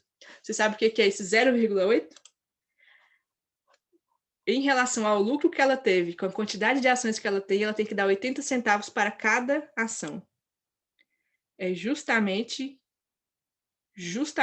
o valor ali que ela teria que pagar para a gente em relação a dividendo. Não. As preferenciais, elas têm preferência, mas as ordinárias também recebem, Guto. É só em relação à preferência mesmo, como o próprio nome diz. Mas as ações ON também recebem, certo? Esse número ele não fica exato, porque as preferenciais, tanto a classe A quanto a classe B, elas podem estar recebendo um valor um pouco maior do que as ordinárias. Mas elas também recebem. Aí não chega a ser um valor exato, é uma média ali. E aí, o que seria o... A gente descobriu aqui o dividendo. O Bradesco ele tem que pagar 80 centavos de dividendo. E o que seria aqui essa taxa? É justamente a porcentagem que a gente tem ali em relação ao preço da ação. Então, qual é o preço da ação do Bradesco no momento? Ó, se a gente for olhar aqui, o preço do Bradesco está R$ 22,97. Então, teria que ser 0,8 dividido por 22,97. 22,97. Aí vai dar esse valor aqui, ó, 0,03. Os valores estão bem abaixo do valor normal de antes lá da pandemia. Mas é um valor ali considerável, certo?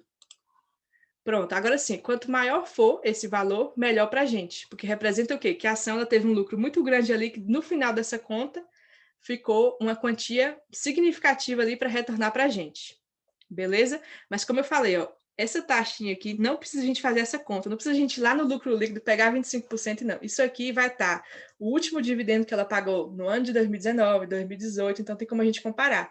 E aí a gente pega o do Bradesco, comparado ao do Itaú, comparado ao do Banrisul, do Santander, e por aí vai. Só para a gente entender que é algo bem significativo. Quanto maior for o lucro daquela empresa, maior vai ser essa taxa, e aí a gente vai estar vendo o quê? Pensando nisso para projeções futuras. Então, vamos seguindo aqui, ó. lucro por ação. O que seria isso aqui? É o lucro líquido também, aquele valor do lucro líquido ali, dividido pelo número de ações. Então, é justamente aquela taxa inicial, aquela conta inicial que a gente fez. Então, seria o quê? O quanto cada ação lucrou. A gente não vai pegar os 25%, que é o lucro total. 100% do lucro dividido pelo número de ações. Quanto maior for esse LPA, melhor para a gente também. Certo? Quando a gente estiver analisando ali empresas que têm um LPA maior, são empresas mais interessantes. São empresas que tiveram o lucro bem considerável na divisão ali pelas suas ações. A gente pode, se a gente fosse observar só o lucro líquido separado, a gente ia ficar confuso. Por quê? Você pode ter um banco que lucrou mais que outro, por exemplo, vamos supor que o lucro líquido ali a gente viu que o do Bradesco foi 5 bilhões. Aliás, 5 bilhões aos acionistas. O lucro líquido foi 17,6, não foi isso? 17,6. Foi o lucro líquido do Bradesco. Vamos supor que o lucro líquido do Itaú foi 20 bilhões. Então, se a gente for olhar só o lucro, o Itaú teve um lucro maior do que o Bradesco. Estou colocando o valor aqui do Itaú só como um valor de exemplo. Só que vamos supor que o Itaú ele tinha 2 vezes mais o número de ação do Bradesco. Quando a gente for fazer a conta, vai dar menor o do Itaú. Então, quer dizer que quanto maior for, melhor. Então, a gente tem que estar observando o lucro com a quantidade de ações que tem no mercado. Não pode estar observando uma coisa solta. Ah, teve tantos bilhões de lucro. Pronto, a pessoa vai já se iludir com aquilo ali, achando que é um valor bom, mas vai que ela tem bem mais ações do que outra empresa que teve um lucro menor. Então, é uma coisa considerável para a gente estar observando também. Vamos lá. Estamos quase encerrando já, que isso aqui é só para explicar para vocês o que seria o conceito de cada uma. E aí, vocês sabendo já de todas essas classificações aí, depois, se quiserem, se acha interessante, acha relevante para estar analisando a empresa, observar isso aí, vocês vão pesquisar mais a fundo sobre cada um, certo? Não se preocupem em estar anotando as coisas, porque depois vocês podem estar revendo também lá no YouTube. Então, vamos agora para isso aqui, ó. A diferença entre o preço e o lucro. Isso aqui é um indicador que é ao contrário, ó, ele tem que ser menor. Como é feita essa conta aqui, ó?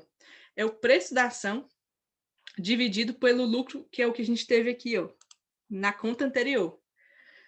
O lucro por ação é uma taxinha que a gente vai ter, a gente vai dividir aquilo ali relacionado ao preço. Eu acho que seria mais interessante se eu fizer a conta para vocês verem aqui na prática como seria isso. Ó. Eu teria que pegar os 17,6 bilhões lá do lucro líquido, para a gente ver primeiramente aqui o preço,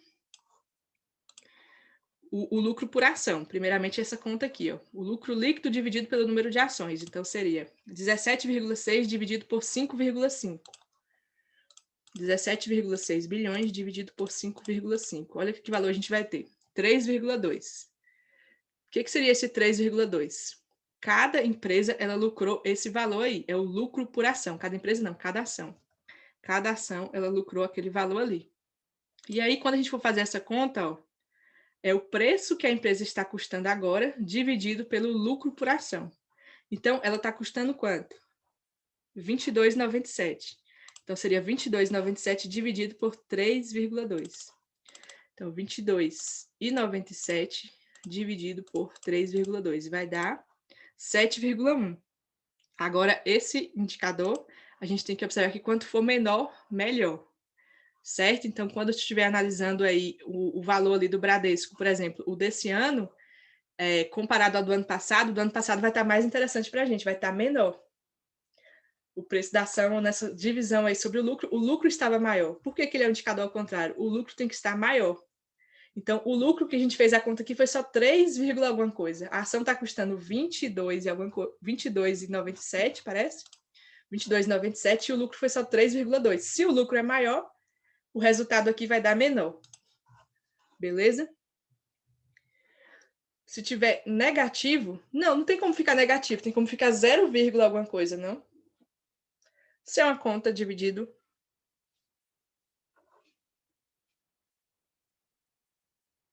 Eu acredito que não. Seria só acima ali de 0, abaixo de 0. Agora, olha só, outras coisas que a gente tem que estar observando também aqui. Eu acho que vi uma explicação que é o tempo que leva em anos para o valor da empresa dobrar. Sim, sim. É porque assim, ó, voltando aqui nesses conceitos, né? Primeiramente, voltar aqui, PL. O PL seria mais ou menos o quê? Justamente isso que você falou. Se você compra uma ação ali de R$ 22, e aqui ela deu quanto aqui para mim, ó? 7,17. Quer dizer que daquele lucro que eu tive, ó, 3. Quanto é 3 vezes 7,17? Vai ser justamente os 22,97. A gente faz a conta ao contrário, né? Porque aqui a gente faz uma divisão. 22,97 dividido por 3,2 é 7,17. Então, a gente precisaria de 7 anos, a cada ano a gente ganhando esse lucro de 3,20 para chegar naquele valor que a gente investiu. Então, seria mais ou menos a relação contrária aí. Quanto for menor, melhor. Se for um valor 0, alguma coisa, se for lucro ali naquele ano foi um valor bem considerável, a gente vai ter um intervalo de tempo menor para lucrar o suficiente para ter aquele valor, o retorno daquele valor que a gente investiu. Pronto, voltando aqui. Margem líquida. Existem vários tipos de margem. Tem a margem líquida, tem a margem bruta, tem a margem líquida associada ao EBITDA. Vou estar falando do EBITDA aqui também. É porque, assim, eu não queria aprofundar tanto para não ficar tão complexo para algumas pessoas que estão vendo isso aqui pela primeira vez. Eu lembro que eu falei que alguns vão se assustar. Inclusive, 4 pessoas saíram. Quando vê essa parte aqui, fala, não, isso não é para mim, não. Esse negócio de ficar colocando coisa de fórmula de matemática é complexo. Mas é isso, vamos lá. Estamos finalizando já. O que seria aí a margem líquida? Ela indica a taxa de lucros da empresa depois de todos os gastos. Então, depois de todos os gastos aí administrativos da empresa, os gastos financeiros, seria a taxa de lucro. É o lucro líquido sobre a receita líquida. Só que isso aqui a gente encontra facilmente também, aqui, ó, margem líquida, 21,51%.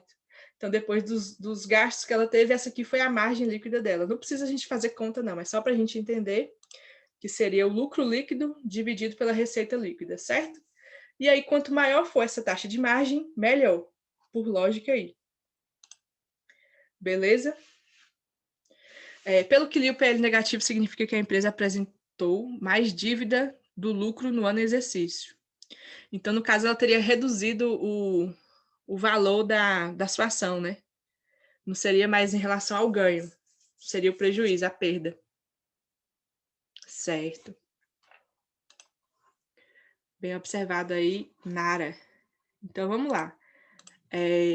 Análise quantitativa em relação à dívida líquida. A gente tem que analisar a dívida da empresa também. Isso aí é bem relevante para a gente estar vendo ali a sua relação do preço, do seu preço atual com o preço justo, preço-alvo. E também esse outro indicador aqui, que é o EBITDA. Vocês conhecem esse indicador aí? Já ouviram falar sobre o EBITDA? É uma sigla em inglês, mas que ele em português é como se fosse o lucro antes dos juros, antes dos impostos, antes da amortização. Beleza, Cristiane falou que sim. Isso. Então, vejam só. Qual é a equivalência deles dois aqui, ó? Por que a gente analisa um relacionado ao outro? Igual que eu falei, a gente não vai analisar o lucro líquido sozinho, né? A gente vai estar analisando em relação ao lucro líquido, a gente analisa com a quantidade de ações. Agora, a dívida, a gente analisa com o EBITDA. Porque, assim, ó, a dívida, ela está relacionada ao volume de empréstimos e financiamentos que aquela empresa fez. E o EBITDA é um indicador que ele vai ver de forma positiva aí como é que está a competitividade, a eficiência, a produção daquela empresa. E por que tem que estar associado um ao outro?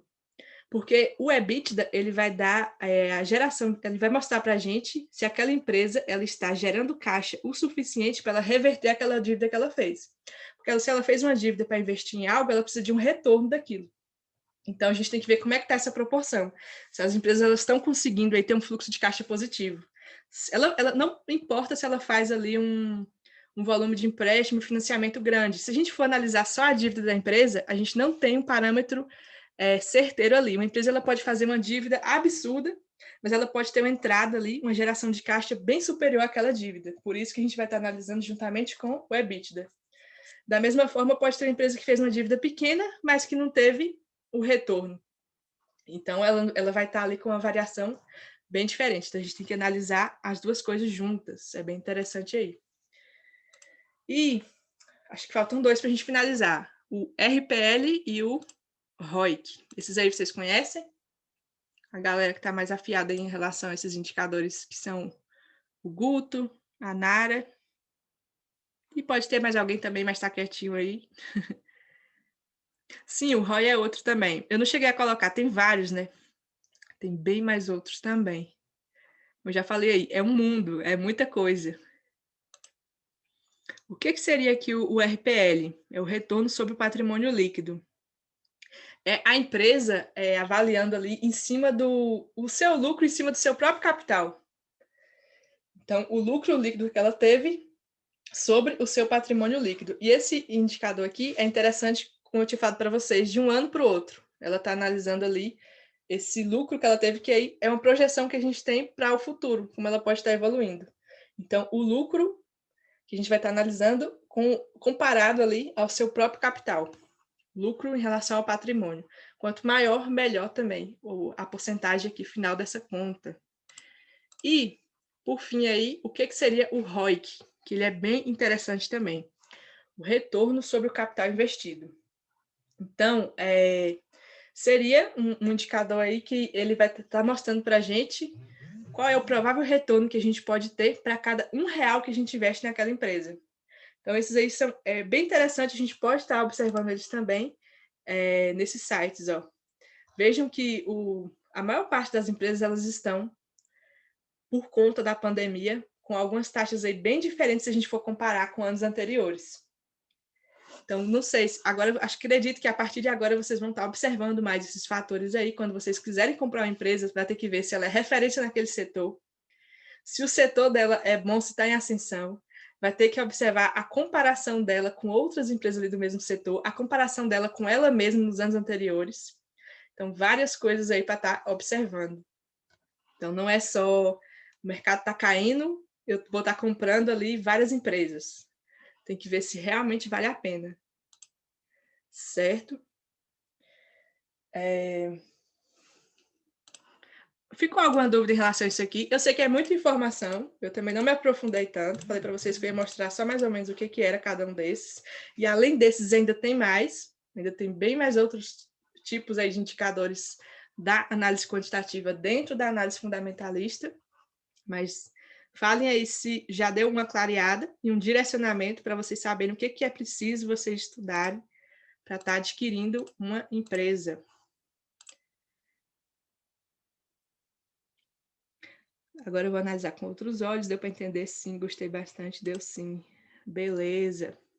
Para a gente finalizar, hoje eu coloquei aqui uma frase do Warren Buffett, que a gente citou ele aí, ó. Dos principais investidores que a gente tem.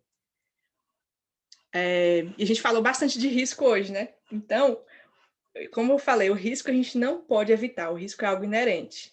Mas o que é realmente algo arriscado? É algo que a gente não sabe, que a gente não domina. O risco vem de não saber o que você está fazendo. Então, agora que vocês já sabem o que vocês precisam estar analisando, quero que vocês estudem mais ainda e não fique naquela ali, que é como se fosse só a ponta ali de um iceberg, né? Se a gente analisar só a movimentação do mercado no dia, só notícias externas, aquilo não é nada. Veja um tanto de coisa que a gente tem que saber. Ler o relatório de gestão das empresas, bastante coisa que tem ali, que a gente acha que não faz nem sentido, né? Até a dívida da empresa, tudo isso aí é relevante para a gente estar observando, para a gente realmente decidir ali se vale a pena comprar ou não. Pronto. Então, como eu falei para vocês, essa aula era mais extensa em relação a conteúdo. Não sei se ficou algo chato, se deu para vocês entenderem, mas é isso. A terceira aula vai ser sobre fundos imobiliários. Eu prefiro estudar sobre fundos é um pouco mais interessante. E muita gente prefere até investir mais em fundos do que ações por conta do retorno. Então, vocês vão estar vendo essa diferença aí. E a nossa próxima aula é quarta-feira, beleza? Sim, sermos analistas de fato. Massa, vocês estão falando aqui, gostaram da frase, amou a aula. Top, tapa na cara. Isso aí, né, Adila? Deixa eu ligar teu microfone. Tá rolando as músicas aí ainda? Não, menina, tá Tô nada, vai passar a madrugada. Ó, Nara, bom saber que estou indo no caminho certo. Boa. A cabeça tá pipocando agora, né, minha gente? Pois é, muita Né? informação, né? Com Muita certeza. informação. E, Mas ó, como você tinha falou, coisa aí né? que Os vocês nem 10%. imaginavam, né? Falem aí. Que era válido a gente estar observando para analisar uma Com ação. certeza. E tem bem mais coisa, viu? Bem mais coisa além disso aí. Pronto, Everton, qualquer é dúvida que verdade. vocês tiverem, Também. volte de novo a aula. Eu também. Eu tinha estudado gráfico de oferta e demanda hoje, o está pipocando. Imagino. Minha cabeça está saindo fumaça, mas vai dar certo. A aula que hoje está igual ao mercado, 5% da galera. Isso. Eita, Nara. É bem mais complexo, né? Daqui a pouco tá a galera aí analisando até o valuation e tudo mais. Pronto. Então, assim, eu dei esclarecido em relação aos termos, aos principais termos aí desse mundo acionário e sobre os indicadores aí da análise quantitativa dentro da análise fundamentalista. Se a gente for partir para análise gráfica, já é outro mundo, né, também. Mas o que é interessante? Por exemplo, ó, a gente vai estar abrindo o gráfico de qualquer empresa. Não é interessante, a gente viu que tem muitas empresas na Bolsa. Falei para vocês, tem mais de 400 empresas na Bolsa. O que a gente faz? A gente não vai sair olhando ali no gráfico, ele está fazendo ali uma movimentação que é indicativo de compra. Não, aqui está favorável para venda.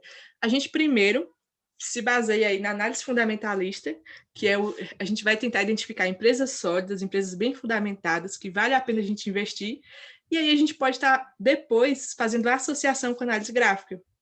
Aí a gente separou as empresas boas, a gente estudou aquelas empresas e viu que são empresas que vale a pena a gente investir. Só que a gente quer o quê? Um momento, não posso nem dizer um momento ideal, que não existe um momento ideal dentro do investimento, porque a gente nunca vai estar sabendo ali até que ponto o gráfico vai descer ou subir, qual é a variação que vai acontecer. A gente não tem ali uma bola de cristal, mas a gente pode estar tentando se antecipar em relação a isso aqui, que seria o quê?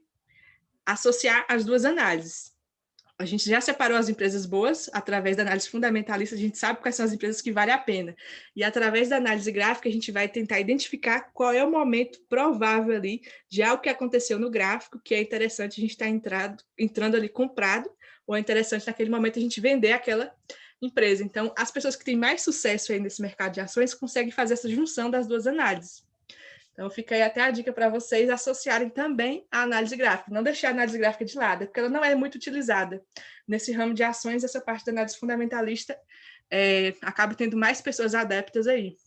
Muita gente faz análise gráfica ali só de day trade, né? Day trade em ações, mas dá para juntar também nessa parte de mais a longo prazo, só procurando oportunidades. O gráfico desceu, fez uma figura, fez alguma coisa ali que indica para a gente uma oportunidade de compra. A gente já sabe que é uma empresa boa, que vale a pena investir nela, aproveita a oportunidade e compra. Seria mais ou menos dessa forma aí, certo?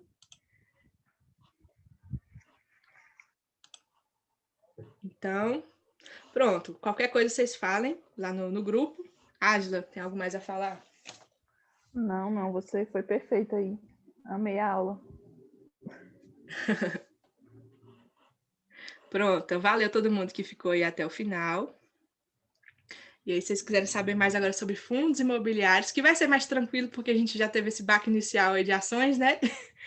Uhum. Então, quarta-feira, beleza? Mas tem as diferenças, viu? Tem bastante particularidades. Pronto.